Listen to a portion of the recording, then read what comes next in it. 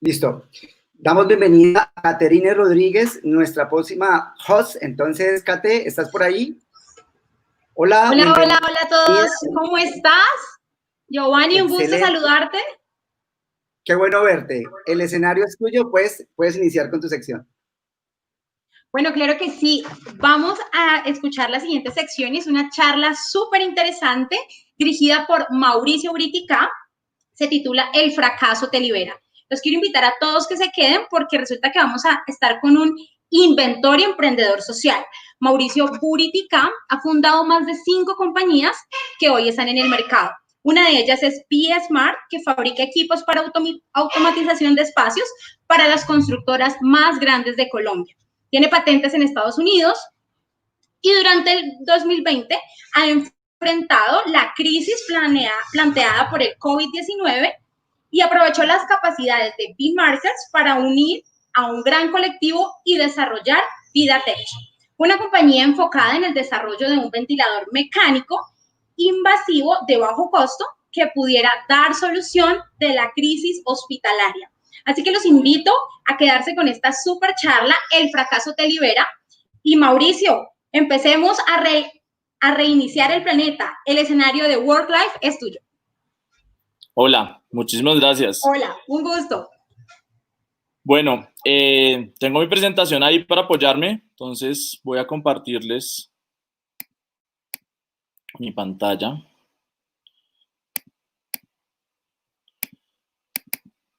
No estoy seguro si ahí se ve ya.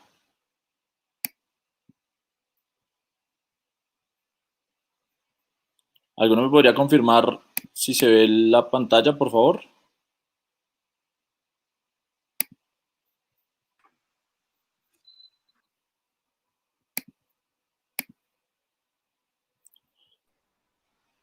Listo, bueno, creo que ya estamos ahí. Pues bueno, básicamente yo llevo más de 12 años desarrollando productos de tecnología. Mi foco siempre ha sido todo el tema de la investigación y el desarrollo de hardware. Y quisimos, pues digamos que dentro de todo lo que hemos hecho, compartir con muchas de las personas como esta experiencia que hemos tenido desarrollando hardware. Esta presentación que se llama El fracaso te libera, pues básicamente es en base a todos estos desarrollos que hemos hecho en hardware. Lo primero que nos pasa en el hardware es que se nos queman las cosas cada vez que cometemos un error, pero ahí comienza el fracaso. Y en el momento en que uno encuentra el error, digamos que va desarrollando y va mejorando. Pero quiero que todo esto lo hacemos en diferentes situaciones. Y lo primero es cómo las personas, digamos que comenzamos a tener nuestros miedos y por qué el fracaso es algo tan complicado para cada uno de nosotros. La curiosidad es como algo que desde los niños, desde nuestra niñez comenzamos a tener y que nos gusta, digamos que investigar y aprender nuevas cosas, pero que en el camino vamos viendo y vamos comenzando a tener diferentes miedos y comenzamos a limitarlos. Yo no sé si en alguno de los casos alguna vez han visto este video del ascensor en donde alguien se sube a un ascensor y en el momento en que está en el ascensor, todas las personas que hacen parte de un ejercicio y una investigación psicológica se quedan mirando hacia el fondo, porque convencionalmente nos hemos parado mirando hacia la puerta. Y cada una de las personas que está ahí comienza a dudar cómo debe estar parado dentro de un ascensor. Entonces, todos esos cuestionamientos que tenemos, a veces no sabemos por qué se dan. Y esto mismo lo escuché en una charla de una persona que trabajaba en gobierno hace unos años y cuestionaban el por qué convencionalmente cada una de las personas que hacía parte del proceso de gobierno y luego en todas las entidades privadas comenzaron a solicitar la cédula al 150%. Y dentro de todo ese proceso de la cédula al 150%, nunca nadie ha sabido por qué se comenzó a pedir la cédula al 150%. Ellos quisieron hacer un ejercicio interno, unas personas que lideraban Mintic, para saber por qué pedían la cédula al 150%. Y nunca lograron encontrar el por qué se hacía. Y estos convencionalismos que nosotros tenemos en la mente es lo que normalmente nos llevan a hacer las cosas por lo que creemos, más no por lo que sentimos. Digamos que entre todo eso que pasa, lo que todas las personas terminan viviendo es el miedo al error, el miedo a fracasar, el miedo a hacer las cosas mal, ¿sí? Y esta frase pues me gusta mucho precisamente por eso, porque dice que el principal error es que nos mantengamos en una constante de miedo frente a cometer uno de ellos. Entonces, esto es lo que, digamos que durante mucho tiempo, entendiéndolo y cada vez que trabajamos con equipos de desarrollo en hardware, nos dábamos cuenta que ese era el miedo. O sea, la gente normalmente no quiere cometer un error. Y todo el mundo lo va a presionar a uno a que no cometa el error y siempre le van a dar guías para que todo vaya seguro y todo vaya fijo. Y esos procesos son los que nos generan tantos miedos y tantos errores, nos generan tantos miedos y evitamos tantas veces los errores y tantas veces los fracasos. Y precisamente durante todo eso, pues yo soy una persona que tiene, digamos que un carácter muy atípico, considero que soy una persona muy apasionada, considero que soy una persona muy explosiva, porque cuando las ideas y las cosas no salen bien y cuando las personas no se esfuerzan lo suficiente, normalmente presiono mucho y quiero que las cosas salgan adelante. Y en algún momento me hicieron cuestionarme de mi temperamento, de mi forma de ser, y me preguntaba si eso siempre era igual para todas las personas. Y estamos acostumbrados a ver el éxito de las personas, pero nunca estamos acostumbrados a ver el lado malo de cada uno de ellos. Y entonces, investigando, encontré pues la historia de varios de los grandes del mundo, y entre eso encontré la historia de Steve Jobs, creo que todos la tenemos clarísima, en donde se sabe que Steve Jobs era una persona muy difícil de trabajar, era una persona muy complicada en su carácter, era una persona que si algo no le gustaba, no lo decía de una buena forma, sino que despedía a la gente, de alguna forma generaba un maltrato psicológico a sus empleados, era una presión constante en la forma de trabajar, y digamos que todos esos procesos que normalmente se vivían con él fueron tan complicados que en el momento los nuevos inversionistas prefirieron despedirlo. Y eso podría ser una historia de fracaso si hubiera culminado ahí. Pero fue tan necesario el conocimiento y la presión que generaba Steve Jobs dentro de su compañía que precisamente eso fue lo que volvió a convertir, y el perfeccionismo que comenzó a hacer en sus otras compañías, lo que lo trajeron de nuevo a volver a su compañía y de alguna forma rescatarla. No se sabían que Walt Disney, pues seguramente también muchos han visto la historia o han escuchado la historia, pero fue rechazado en muchos periódicos en sus principios porque probablemente no iba a ser la persona creativa que le iba a servir a sus industrias. Entonces, también sufrió de un fracaso, también de alguna forma lo rechazaron, pero las constantes de las personas de querer salir adelante son las que de alguna forma, o digamos que esa insistencia que tienen con todos los procesos son los que de alguna forma hacen que logren sacar adelante sus ideas. O sea, todos vamos a tener errores, todos vamos a tener fracasos, todos vamos a tener situaciones complicadas, pero esos fracasos y esos errores son los que nos van dando la fortaleza para que más adelante podamos mantenernos en pie y de alguna forma podamos sacar nuestros proyectos pues mucho más arriba de lo que venían. Leonardo da Vinci también es uno de los fracasos más grandes de la historia. No sé si alguna vez han leído la historia, pero básicamente cuando él está en uno de los pueblos de Italia, uno de los gobernantes de este pueblo le pide que le haga la fiesta más importante y el pastel más grande del mundo. Y Leonardo da Vinci se toma no sé cuántos días construyendo el pastel más grande del mundo, y un día antes, cuando lo terminan, ellos se van a descansar y todas las ratas del pueblo lo que hacen es que se comen todo el pastel, y al siguiente día, cuando llegan a la fiesta con el pastel más grande del mundo, pues desafortunadamente no había absolutamente nada. Y fue el objeto de burlas de muchas personas durante mucho tiempo, tanto así que pues le toca irse del pueblo porque fue uno de sus mayores fracasos como inventor o como creativo. Entonces, con todo esto, a lo que yo quiero llegar siempre es que todos tenemos fortalezas y todos tenemos debilidades, ¿sí? Steve Jobs era criticado, como les digo, por su temperamento, Walt Disney era criticado por todo su tema de alcoholismo, y Leonardo da Vinci era criticado por todo el tema de ser bipolar. Entonces, hay muchas condiciones que como seres humanos de alguna forma vamos a tener problemas y vamos a tener dificultades y vamos a tener cosas de nuestra personalidad que van a hacer mucho más difícil nuestro proceso. Pero si nos enfocamos solo en corregir las cosas malas, probablemente nos vamos a quedar en una dificultad muy grande. Mientras que si nos enfocamos en nuestras virtudes, probablemente vamos a poder llegar mucho más adelante en todo nuestro proceso. Y este es el caso de J.K. Rowling. No sé si saben quién es, pero ella es la escritora de Harry Potter. Ella cuenta en su historia que pues había escrito grandes partes del libro y las tenía ahí, y en un desespero, después de un divorcio y estar viviendo sola y estar en todo su desespero, decidió enviar una parte de su libro a una editorial a ver qué opinaban y qué ayuda le podían dar sobre ese libro.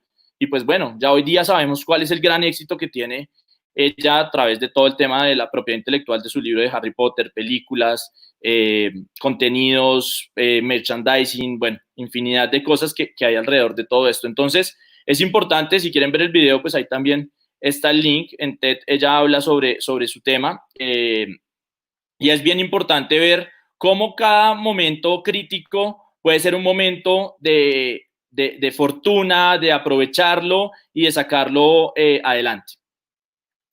Hay algo que digamos que en todo este tiempo a mí me gusta decirle a todos los emprendedores. Yo llevo más de 12 años haciendo emprendimiento.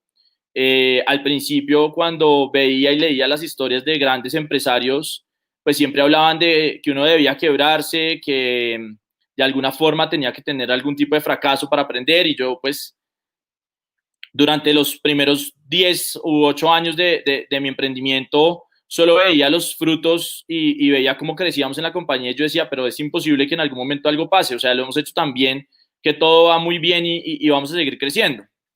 Después tuvimos una gran caída, que ahorita les voy a contar, pero de todo esto, al final y en ese momento pensábamos que todo se acababa ahí, y hoy día que ya hemos recuperado gran parte de la compañía, pues lo que está claro es que todos vamos a fracasar, en pequeño o en grande, pero todos vamos a fracasar. Y tenerle miedo al fracaso, digamos que es lo que limita la mente de muchas personas. El miedo al error es lo que termina limitando de alguna forma todas las ideas y todas las cosas que uno puede hacer para poder crecer.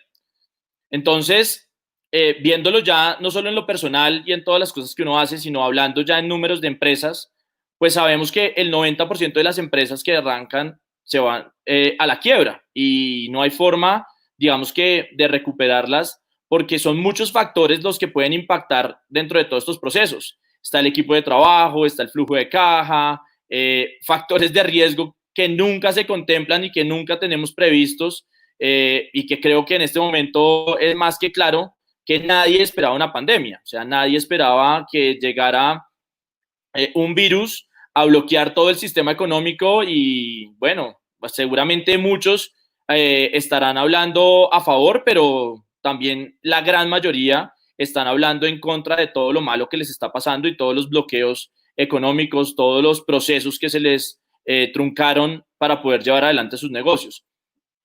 Entonces, está claro que es muy difícil sacar las cosas adelante, pero también está claro que esos procesos malos y esos procesos difíciles son los que nos enseñan y nos replantean todas nuestras estructuras para poder capitalizar y poder fortalecer y llevar adelante nuestros proyectos. Si ustedes buscan en Google la palabra fracaso, pues siempre se ha visto como el peor escenario y como que no conviene tenerlo de ninguna forma. De hecho, pues si se fijan en algunas de las imágenes, está opuesta al éxito, ¿sí? Son procesos en donde de ninguna forma uno debería pasar por el fracaso. Y vuelvo y les digo, si uno investiga y si uno se vuelve, si uno se toma el tiempo de analizar los procesos de éxito de muchas de las personas que hoy día están en la cima, pues son personas que han pasado por grandes fracasos, pero lo más importante es que han logrado superar el fracaso. Y esto es lo que nosotros hemos buscado. A través de todo lo que hemos hecho, de todos los emprendimientos y de todos los desarrollos que hemos hecho, hemos logrado entender que al final todos los procesos, o para mí hoy día, para mí todos los procesos son como jugar Mario Kart, que ahorita les voy a explicar por qué, o es como montar bicicleta. Al principio uno arranca, se sube en una bicicleta y comienza a intentar pedalear. Si la bicicleta no tiene llanticas de apoyo, pues probablemente va a ser muy difícil lograr el equilibrio, lograr entender cómo funciona el mecanismo, lograr saber que con un pie doy un pedalazo, medio pedalazo y que con el otro doy el resto. O sea, todo ese tipo de cosas, entenderlas cuando uno es niño, no es tan fácil. Y entonces el papá o alguien está detrás de uno teniéndole el sillín o las llanticas que le ayudan, pero siempre hay, digamos que esos diferentes apoyos que lo van a uno ayudando a tener equilibrio. Y cuando uno va entendiendo ciertas lógicas de montar bicicleta, y el primero es saber dar pedalazos, que son hacia adelante y que tiene que sincronizar el pie derecho con el pie izquierdo. Luego de eso, uno comienza a entender cómo funciona el proceso del timón y entonces que si lo giro un poco hacia la derecha, voy a comenzar a girar la bicicleta y comienza uno a descubrir. Y por último, lo último que los papás hacen es que le quitan a uno las llanticas de equilibrio. Y ahí viene la parte más compleja, aunque para uno ya estaba montando bicicleta, y es lograr entender que tiene que mantener una velocidad mínima o un equilibrio con el timón para poder balancear el peso de uno dentro de la bicicleta. Entonces, después de que uno logra todo ese proceso muy difícil y después de que uno entiende todo eso, arranca a montar en bicicleta, pero hasta ese momento uno realmente no ha tenido una caída, o sea, uno no ha tenido un fracaso dentro del proceso de montar en la bicicleta. Dentro de todo eso, uno aprendió a montar en bicicleta, movió el timón, dio pedalazos, pero no se ha caído. Y entonces por eso es que yo lo comparo tanto con el emprendimiento, porque a veces uno arranca su emprendimiento y arranca con su idea y cree uno que tiene la idea que lo va a sacar de pobre o que va a revolucionar el mundo, y en el principio las personas que lo están acompañando a uno son sus familiares, son sus amigos, son sus cercanos. Y entonces cuando uno lanza ese primer producto, uno dice, pero estoy vendiendo. Claro, le estás vendiendo a tu papá, le estás vendiendo a tu mamá, le estás vendiendo a tus tías, le estás vendiendo a tus amigos. Y hasta ahí uno siente que todo va bien. Cuando los tíos, los primos, los amigos se cansan de comprarle a uno, se encuentra uno con el mundo real y ahí es donde vienen los primeros pedalazos solo y muy probablemente vienen los primeros golpes, que seguramente esos golpes no van a ser muy fuertes, porque no van a ser, no vas a ir a mucha velocidad, pero en el camino sí nos vamos a encontrar con que en la medida en que yo vaya encontrando más velocidad, voy a tener golpes más fuertes. Y entonces, bueno, me dicen que tenemos 10 minutos para cerrar, entonces voy a adelantarme un poco, pero bueno, acá en esta diapositiva, básicamente lo que quería era que cuando uno sale al mercado y comienza a encontrarse con que hay cosas que uno planteó de alguna forma, probablemente no va a poder siempre adivinar qué es lo que quiere el cliente. Y este es el ejemplo de cuando uno plantea unas vías en un parque, pero resulta que la gente quiere tomar otro camino. Y para todo eso, cuando uno quiere hacerlo, pues digamos que yo no encontraba cómo, y en mis primeros emprendimientos siempre yo experimentaba y salía al cliente a ver qué pasaba. Recientemente constituí un laboratorio que se llama MES, en donde me uní con personas digamos que de research y de estrategia, y con ellos lo que hemos buscado es que antes de lanzar un primer emprendimiento hacemos un proceso de investigación un poco más larga para que de alguna forma podamos saber mucho mejor. Y digamos que los emprendimientos ya no tengan un fracaso o la probabilidad de fracaso disminuya.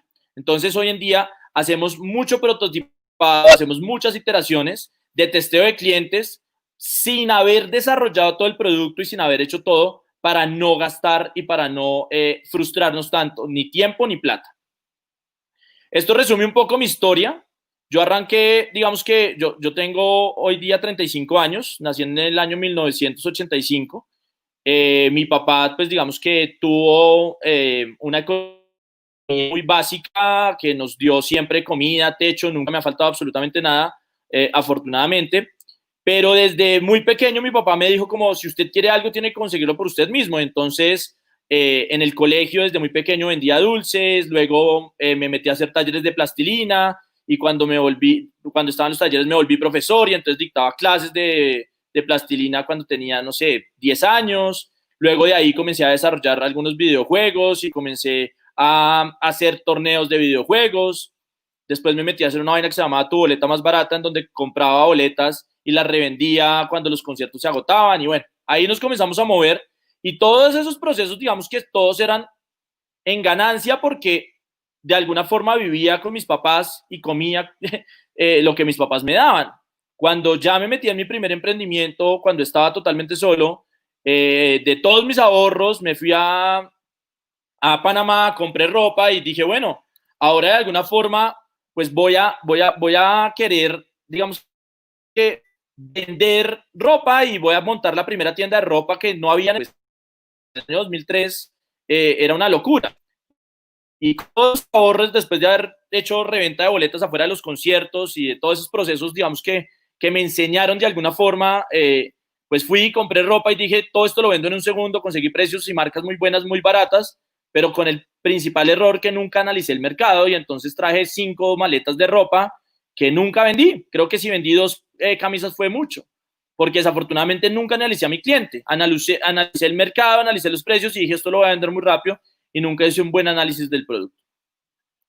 De ahí me metí a estudiar ingeniería mecatrónica. De alguna forma, pues siempre me apasioné por el tema de la domótica. Crecimos con un producto que se llama Blue Home. De ahí lanzamos ese producto. Era un producto alámbrico. Nuevamente no analizamos el mercado. Fracasamos.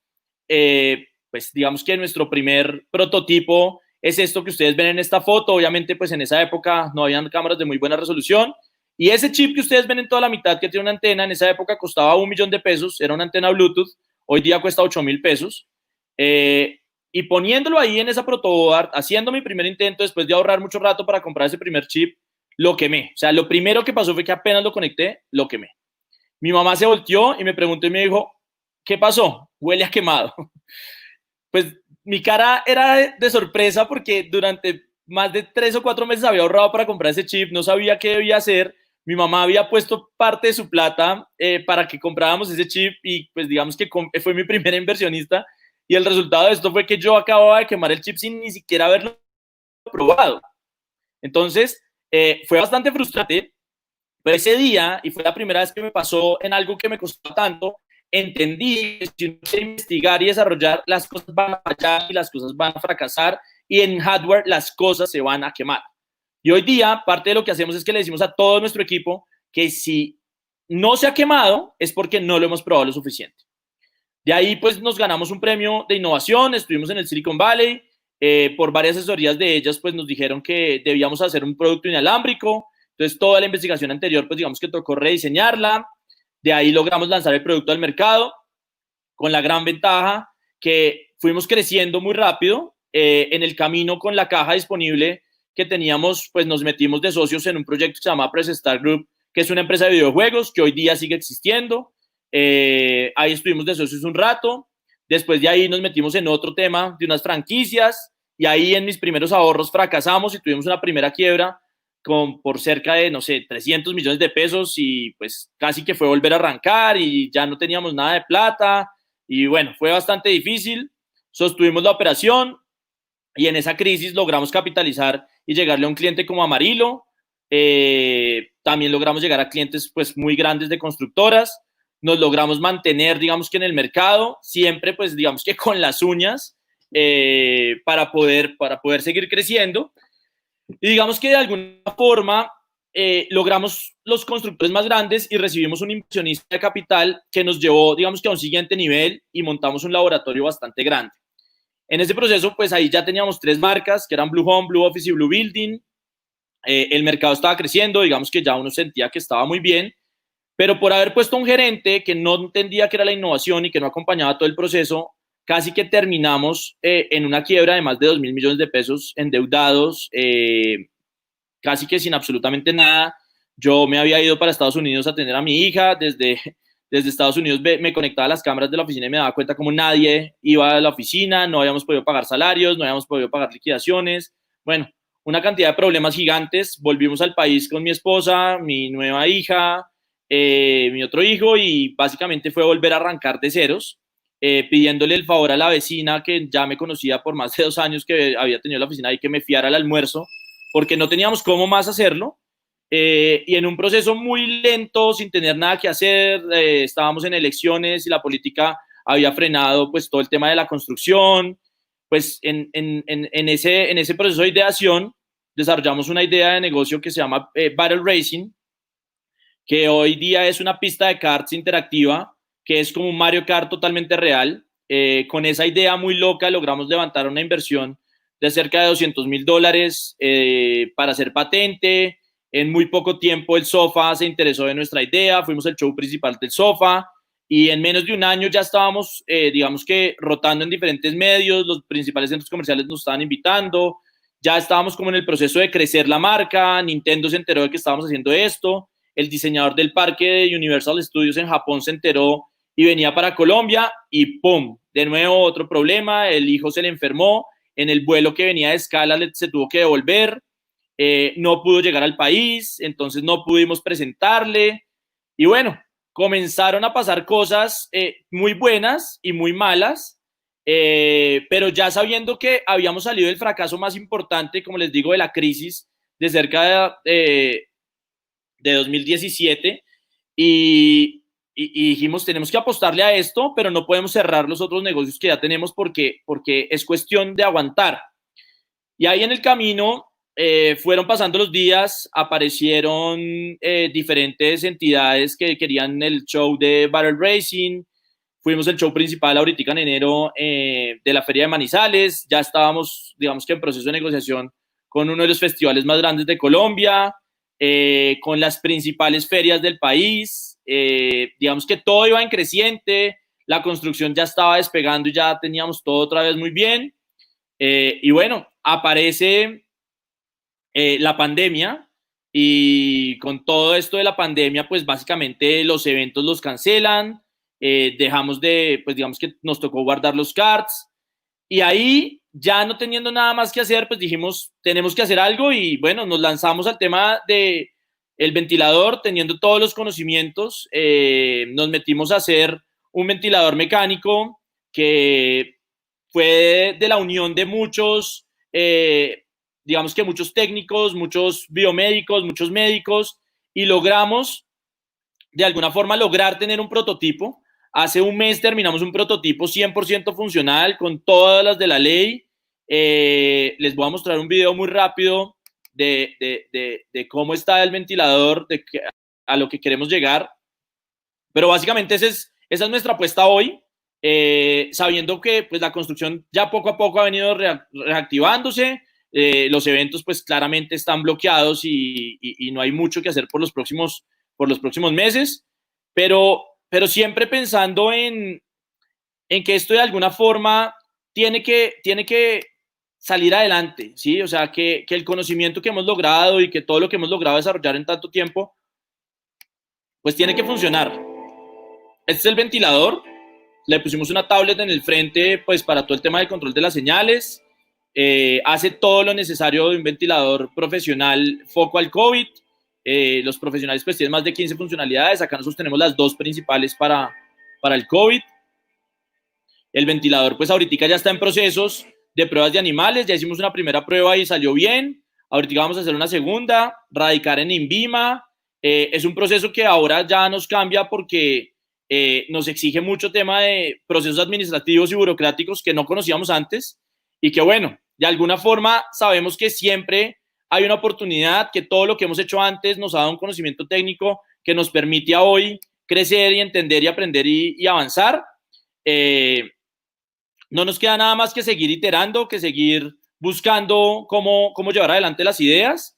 Y lo que les digo a todos es que sin importar cuántos fracasos haya en el camino, lo importante es la capacidad y el conocimiento que hayan desarrollado en todo eso de antes, porque en algún momento van a poder lograr algo. Nosotros hoy consideramos que no hemos hecho una cosa mal, todo lo que nos ha pasado antes ha sido aprendizaje y cada vez vemos oportunidades de negocio más grandes que nos permiten tener la tranquilidad de que cada día que vivimos, por bueno o malo que sea, siempre nos va a llevar a algo mejor. Entonces los invito a que piensen en la bicicleta, en que están dando pedalazos y que de alguna forma van a salir a andar más rápido, se van a caer más duro, pero van a seguir. Mauricio, gracias.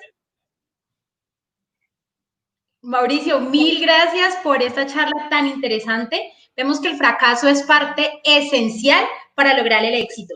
Gracias por estar conectados con nosotros. Y bueno, vamos a dar paso a Duber. Duber, ¿estás por ahí? Bueno, muchas gracias. Hola, bueno, Mauricio, muchas gracias de verdad por compartirnos que has aprendido bastante sobre todo el éxito y cómo también has aprendido también a fracasar con tantos intentos que uno hace. Bueno, Catherine, muchas gracias por estarnos aquí acompañando y seguimos entonces con Campus Party en el escenario de vida profesional y bueno, les vamos a dejar este regalo que tiene .co para todos los campus